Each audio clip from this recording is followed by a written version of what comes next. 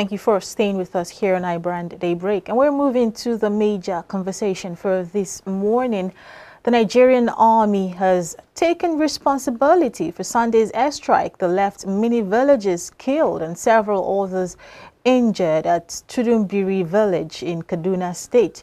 Following the incident, the Kaduna State government convened an emergency security meeting chaired by the Deputy Governor, Dr. Hadiza Balarabe.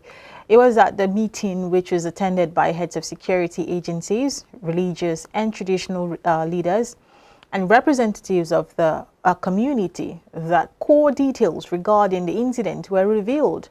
The commissioner explained that the troops of the Nigerian Army were on a routine mission against terrorists in the area when the operation accidentally affected members of the community. He also disclosed that search and rescue operations were ongoing while those injured were rushed to the Barao Diko Teaching Hospital for treatment. And to have this conversation with us this morning is Mr. Bartholomew Chibuoke. He is a public affairs analyst. Good morning, sir. Thank you for joining us. Good morning. Thank you, and good morning, Nigerians. All right, let's start this way. After so much research and, going through the history, we found out this actually isn't the first time that such accidental incidents will be happening, especially with the Nigerian military, Nigerian Army. And for this particular situation, 85 persons were confirmed dead in the incident. Let's take a look at, what it takes for the Nigerian Army to have, to make such a mistake, for a body that is supposedly, mainly organized to protect lives and property.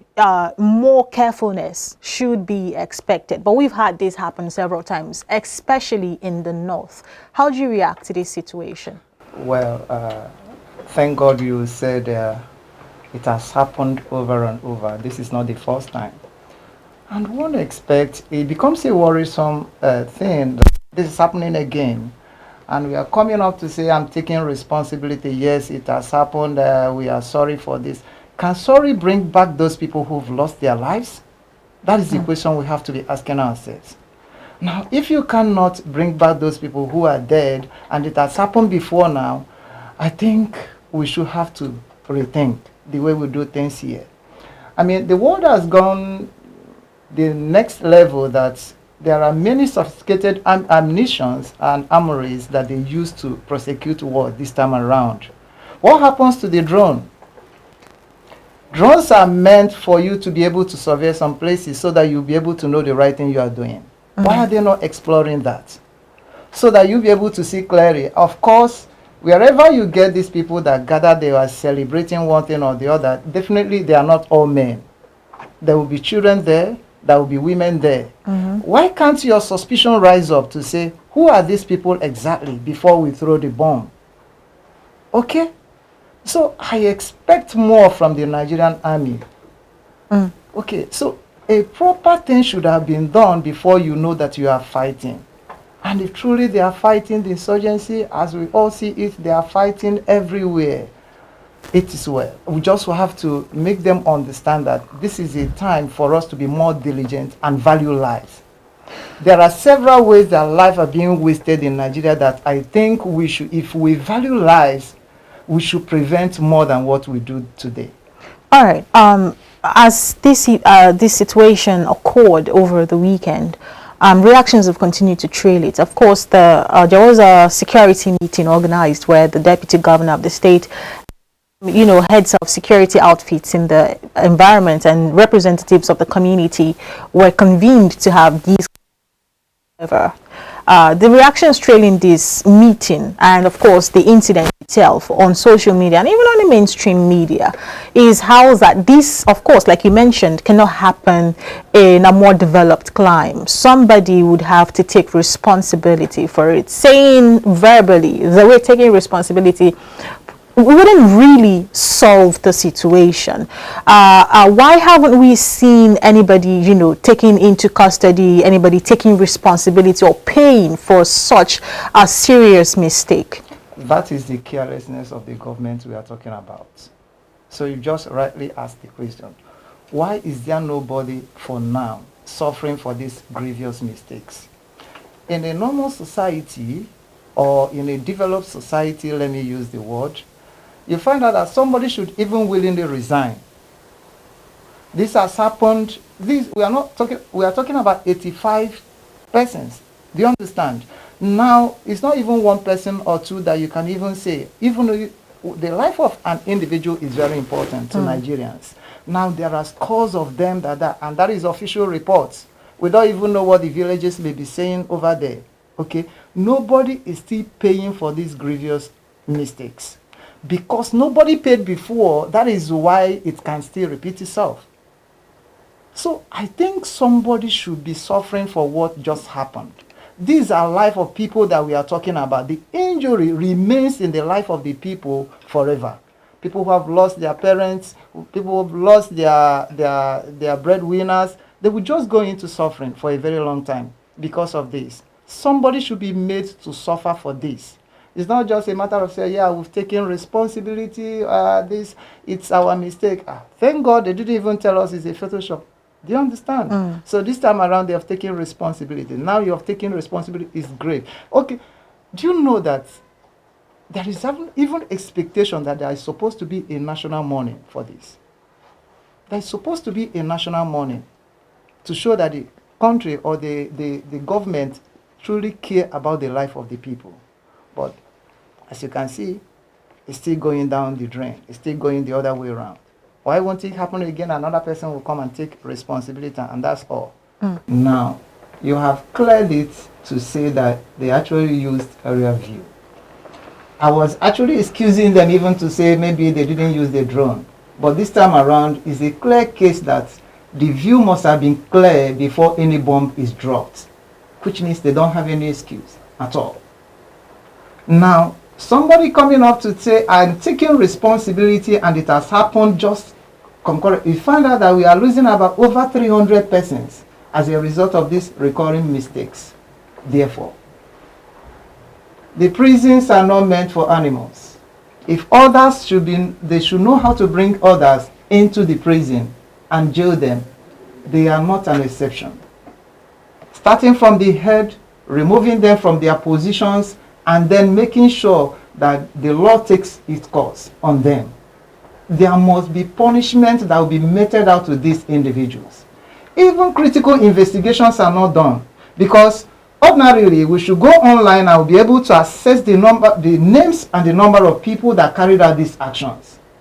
Because it belongs to me, I'm an army and this, and it belongs to our people, we continue to shave all these things. Do you know your conscience should be able to tell you that your primary duty is to protect the life and the property of the citizen? Now things are going the other way around. That you are supposed to be protecting them, you are the one killing them. Do you know?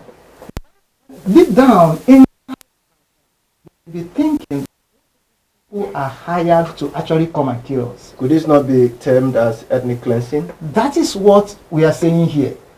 That even the people may think that the government is against them. Well, we cannot justify it to say it's ethnic cleansing in one way. Because you mentioned 2017. As a matter of fact, in 2017, I don't know the exact date, whether Obasanjo was the one in power or Jonathan or Yaradua within that period of time. Now, if it's coming from the northern region as a president, and this time around you happen the next one, I think 2020, as you said. 2020, we know Buhari to be the one in power. And this time around it's also happening to be from the southwest. So it's not actually a particular set of people saying it's an ethnic cleansing, because it's coming from the body of the army. So if they are being given instruction, it's not one head of chief of armed staff that have been there or controlling them for all this period of time. So it cannot actually be termed as ethnic cleansing. But the only thing is that it's just carelessness that exists among government parastatals, among government organizations. It's carelessness. But the issue remains that if carelessness continues, there's a call for worry. They must be made to face whatever be the punishment that is due for them according to the gravity of the offense they have committed, these people should be made to face the music, so that this won't continue. It won't become a culture that Nigerians will see soldiers, they will begin to run for their life. They will see people wearing Nigerian uniform, they will begin to run, because you don't know who you dodge this time around. So would you say that this is, like my colleague mentioned, it as ethnic cleansing, but while we cleared that, is this also a case of I don't want to say not having a full understanding of what your job is. I don't want to call them incompetent, but if the army is claiming that this was a case of terrorists gathering at a place, you might want to also look at it from the angle of them trying to do their job, protect the Nigerians, and this might also be a huge misunderstanding on the part of the media and everybody else trying to report this case and not having a clear understanding of what the military was really trying to do at the time. Okay, if we call it media outrage or whatsoever, the questions are here. Did people die? What are the responsibilities of the people that killed them to protect them? Okay, why have we not had such happening in other countries? These questions must be answered by the army before they could tell us that it's a mistake or we are misconstrued. That the media, they were just overbloating the whole thing. That is not the way it happened. Why is it happening over and over? Why is it not happening in other countries? How are they doing it that nothing of such is happening? When you see January 9/11, that's in America, it was like the whole America is, and they went out to say that this person or these persons that are responsible must be brought down. That is a country that values the life of the people. But this time around, we are talking about over 300 people that have lost their life over a particular mistake. What about those ones that they might have killed with guns that they are not reported? So you can know that even 50% of incidences are not reported. So these are the ones that are reported because it's big in number, just happening once, and the villagers have to take it upon themselves as, okay, people must hear our voice this time around. So, okay, you talked about incompetence. Well, I will somehow agree with you, because the world has moved away from the way they used to prosecute their wars into a more sophisticated pattern of fighting terrorism and the rest of them. How many trainings have they gone? Now the world politics is even going to another dimension, another level entirely. How many? Oh God. There are a lot of things that they need to put in place, and carelessness again is of the highest level. So when you say, you just made a point that resonated with me when you mentioned how many trainings have they gone to. This is to point further to the word out there about how that the military, the security apparatus in Nigeria, security personnel and agencies of that sector aren't really given the attention that is required, the proper attention that they should be getting. So while we establish that these people might not really have the necessary required training that they have, and they are put on the front lines like this, is that why these types of situations continue to reoccur? Okay. And also in your earlier submission is a two-faced question. You mentioned how that that the military is not telling us why this is not happening in every other country around the world, especially people that we know that have gone through certain situations as we are going through now. Who is supposed to answer these questions, and why is that person not talking? Now let's start from the first one you asked. Is it that they are not giving the necessary attention? Your question is right, and yet it's wrong. Because when they say they are not being given the proper attention that they deserve, everybody's mind will go to funding and the funding is not the problem. If you put 1 naira to a business, if you don't monitor it, it can go back to 0 naira. Do you understand? Adequate monitoring has always been the problem of the military everywhere. Police may jump up tomorrow and say their own, but we find out that there are some of these sectors that take care of their members more than others. The question here is that any money that is being budgeted for security, it's not that it's too poor, but the fact now remains that it must be monitored to make sure that they are implemented, they are used for exactly what it's meant to be used for. If you don't use it that way and it ends up in private pockets, then how do you blame the people? I can remember during Jonathan's regime how our soldiers were dying and so many people were quitting the military simply because they allocated money for insurgency, for security, was not still being monitored. And as a result, people were not giving. Even the people that we are going to fight, we are coming in with more sophisticated weapons. They have to retreat. Do you understand? So it has been a culture in Nigeria that ours is to budget, but we don't follow up what the money is being made for. The media still have a lot to play the investigative journalist to make sure also that they push the public into knowing what those people are used those money for.